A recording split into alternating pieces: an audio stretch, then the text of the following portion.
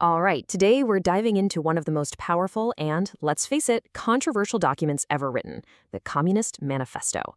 In just a handful of pages, this little pamphlet inspired revolutions, defined a century of global conflict, and its ideas, well, they're still making waves today. To really get what the manifesto is all about, we've got to start right where it does, with that famous opening line. See, this wasn't written in some quiet library. It was born in a world that was absolutely churning with change.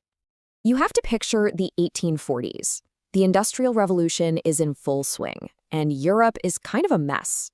You have cities just exploding, a brand new working class living in pretty miserable conditions, and this feeling that things are about to boil over. So when Marx and Engels wrote this, they weren't just introducing some fringe theory. No, they were saying, hey, look around. Communism is already here. It's the ghost in the machine that all the powers that be are terrified of. Now, this sentence, this is the engine driving Marx's entire worldview. He's basically saying, if you peel back all the stories about kings and queens and epic battles, what you're really looking at is one long, continuous fight.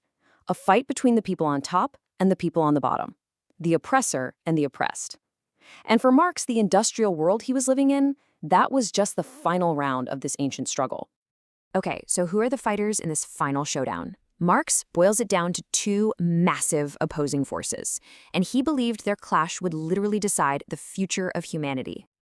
So you've got the bourgeoisie, the owners, the bosses, the ones with the factories and the capital, and then you've got the proletariat, pretty much everyone else, the workers who have nothing to sell but their own labor. But for Marx, this wasn't just an economic setup. He saw it as fundamentally exploitative. The bourgeoisie's need for more and more profit would, in his view, inevitably lead them to squeeze the workers harder and harder. This creates a vicious cycle that makes the whole system totally unstable and, you guessed it, ripe for revolution. And the manifesto wasn't just a bunch of high-minded ideas. It was a practical playbook for tearing down the old world. To get from capitalism to full-blown communism, it laid out these specific and, for the time, incredibly radical steps.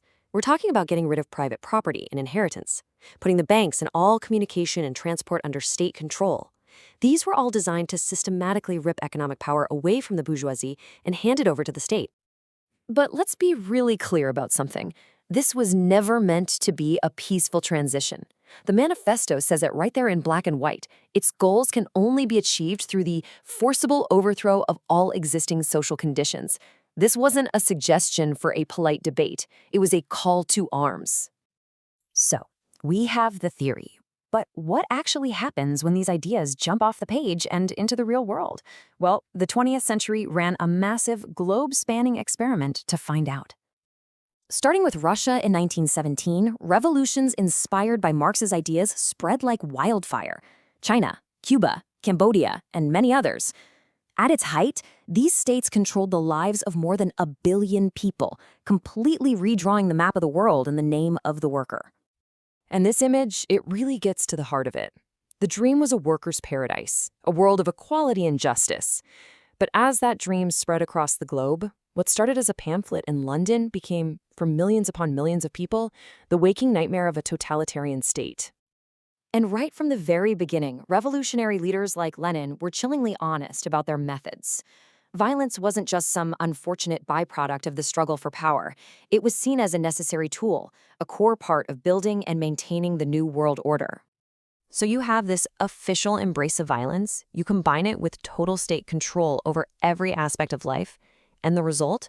A human cost that is almost impossible to wrap your head around. Just look at that number, 100 million. Let that sink in.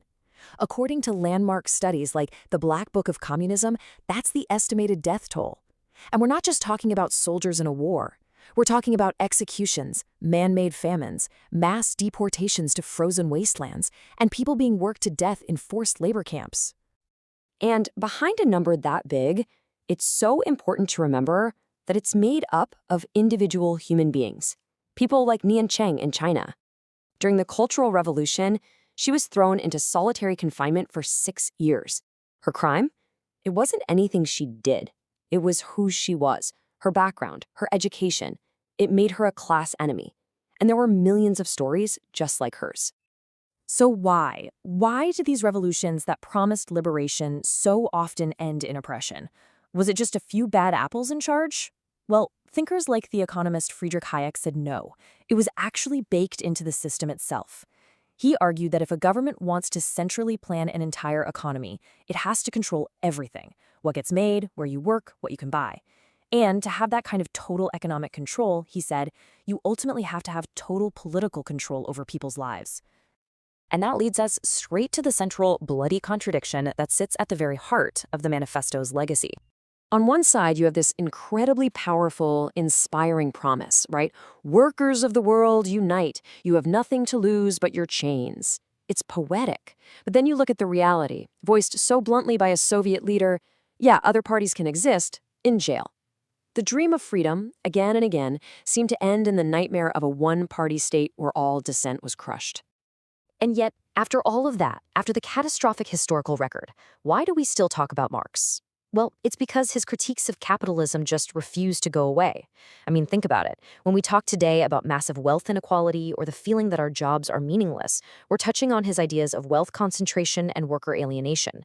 His diagnosis of the problems within capitalism continues to be a powerful lens to look through, even if the cure he prescribed proved to be so deadly. And that's really the unresolved legacy we're left with. Was the Manifesto a blueprint for freeing humanity, or was it a recipe for tyranny? It offered this profound critique of injustice that still feels relevant today, but the solution it proposed led to some of the greatest injustices in all of human history. The specter that was haunting Europe back in 1848, well, in a way, it's still haunting us, forcing us to keep grappling with that very same question.